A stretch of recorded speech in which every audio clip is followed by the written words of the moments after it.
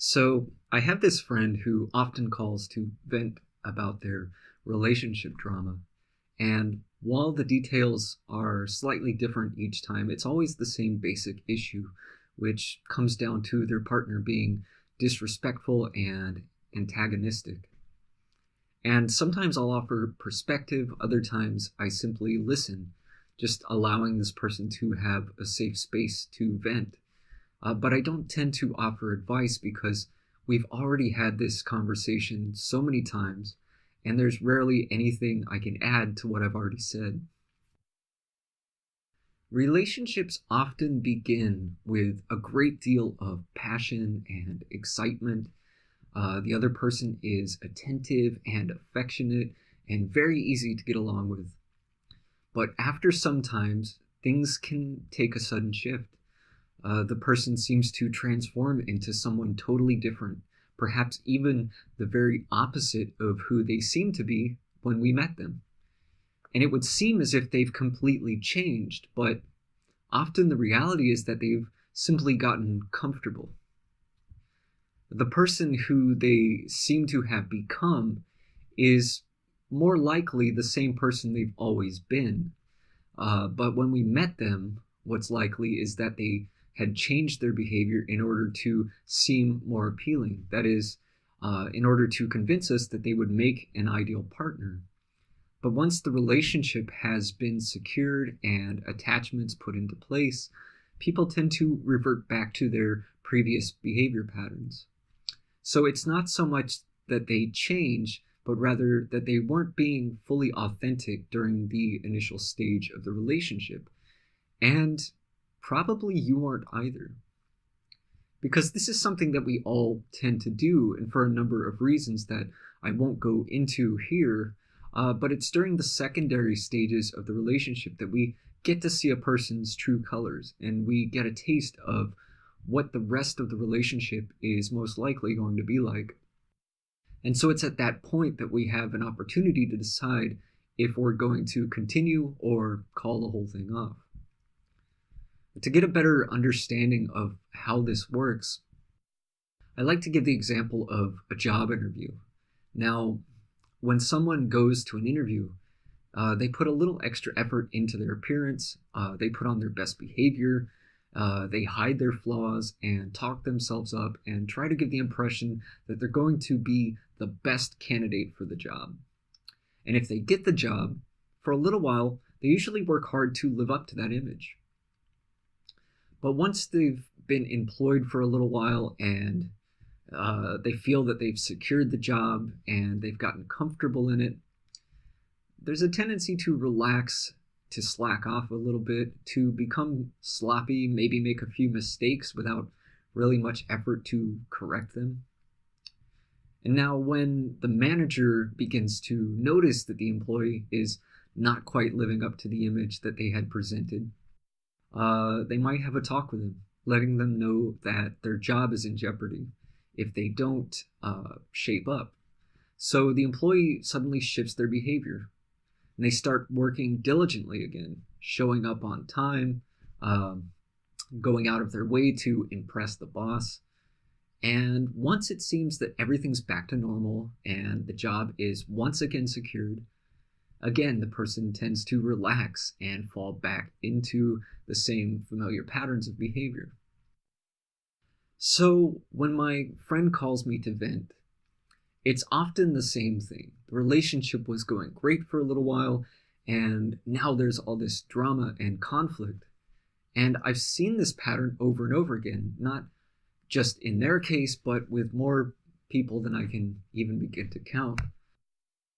Things get heated, the two either break up or come very close to breaking up, and then all of a sudden, the person who was being neglectful or abusive or confrontational suddenly shifts. And once again, they become very affectionate and attentive. So the two of them decide to stay together, and everything's wonderful for a little while.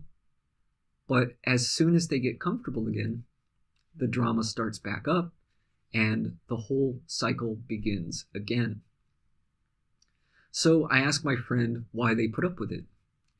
And they tell me that they see so much potential in their partner to change in a positive direction. But the thing about potential that I remind them is that we all have it. In fact, every human being has within them the very same potential to be the most amazing, compassionate, enlightened being. But how many of us live up to that potential? See, we get so hung up on someone's potential that we can't accept the reality. We have all these expectations for the other person to be different than how they currently are. And then we get upset when their behavior doesn't match with those expectations. So first of all, if this person has a pattern of always returning back to their default position, as most of us do, then why should we be surprised when this happens? It would seem unreasonable and unrealistic to expect them to behave any differently than how they always have.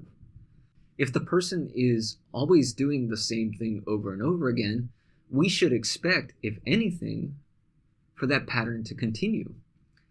And I'm not suggesting that the other person is incapable of change. All I'm pointing out is that people rarely do change. But the thing that I want to bring attention to is, why are we so invested in the need for the other person to change, for them to be different? Why can't we just accept them as they are? Because we say that we love the person, but we don't accept them, which is to say that we aren't being very loving, because to love really means to accept, but we don't accept. We want them to be someone else, which is totally ridiculous because they aren't someone else. And all of the disappointment and frustration that we have isn't because of what they're doing or not doing. It's because we expect them to do something else. So I asked my friend what they would like to see change. And their answer is always in regard to their partner's behavior. And so I remind them that they have no control over the other person's behavior, and that it's likely, given what they've experienced so far, that the other person isn't going to change. And I also remind them that the only person that they have any real power to change is themselves. So when I ask what they'd like to see change, I really mean in regard to themselves. Because they can go on and on about all the things their partner could be doing differently. But when I ask what they could be doing differently, they have to stop and think long and hard about it. See, we have this tendency to focus almost entirely on the other person, on what they're doing wrong and how they need to change. But can we give that same level of focus to ourselves? What are we doing that needs to be adjusted? What can we do to improve the situation? How can we change? When we're in a relationship, typically we don't want to be the one to change. Because, that might mean having to take some responsibility and making some kind of effort, and no one wants to do that. And yet we seem to think that the effort would be less strenuous for the other person in the relationship. It's always about the other person. It's always about their responsibility. And we get upset when they refuse to take on that responsibility, which is really kind of hypocritical because we're already refusing to take responsibility for ourselves. So in my friend's situation, I see a clear pattern, and I ask if they see it too, because we need to first recognize the pattern before we can break it. And again, part of the pattern, part of the problem is that they've got all these expectations about their partner being the one who needs to change. So I ask them, can they simply recognize their partner's pattern and accept it, but at the same time recognizing their own pattern, because that's the only area in the situation that they have any real control over. So I ask, if their partner keeps doing the same thing over and over again, why do you think it will be any different this time? Why don't you just accept that this is what the other person does? Accept it, and then decide whether it's worth putting up with. And I can sense that there's some hesitation. My friend is very attached and doesn't want to be alone. And so, I don't suggest that they break up, but I can sense that this is an option that they're considering. And along with that comes all the discomfort of having to step out of their comfort zone and be alone. And that overwhelming feeling prevents us from really looking deeply at the issue, from accepting it as it is. Often we don't want to consider ending up alone, so we keep playing with the fantasy that it's all going to somehow magically change. And that desire for things to change means that we're resisting the reality of the situation, which causes us so much frustration in the first place. So again, it comes back to the same question of whether or not we can simply accept the situation as it is. So I told my friend, don't worry about making a decision right now whether or not to stay in the relationship. Just focus on accepting the situation as it is, accepting the other person as they are, and simply trying to understand it. And forget about the potential. Let go of the picture in your head of how things could be or should be. Accept the person just as they are in the here and now, and accept that they're not likely to change. Let go of the expectation entirely, because all that's done so far is cause a lot of disappointment.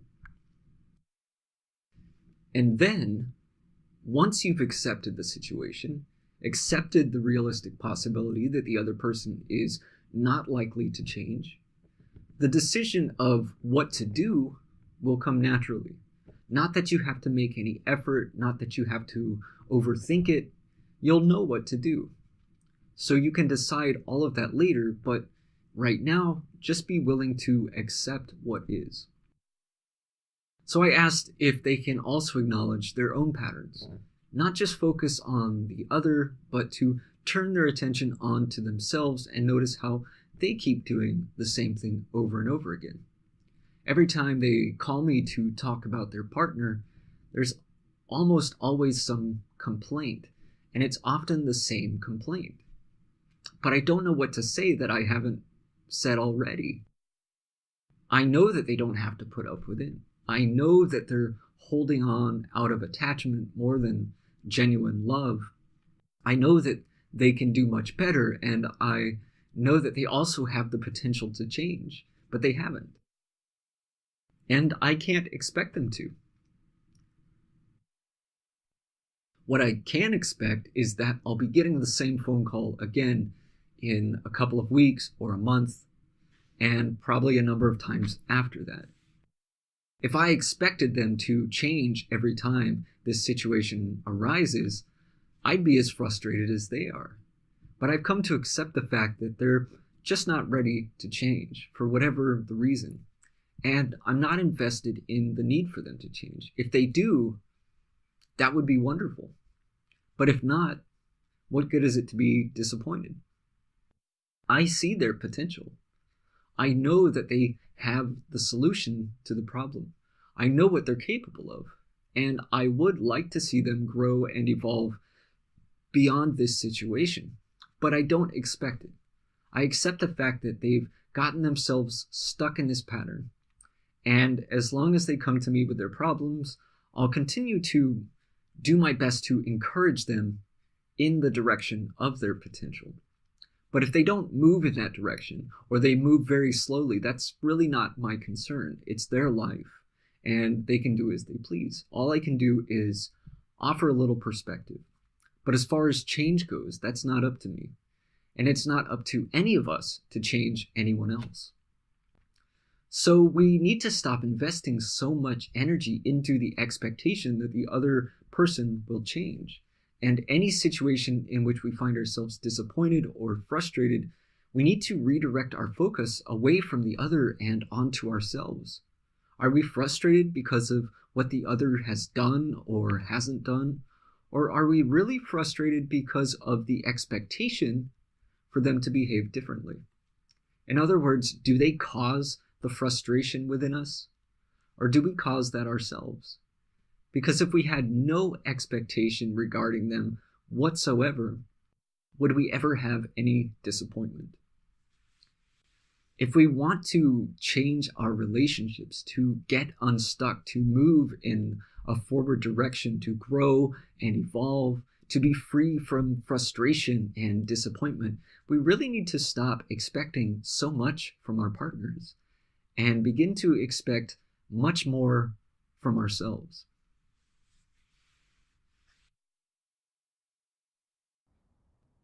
If you find this content valuable, don't forget to like, share, and subscribe.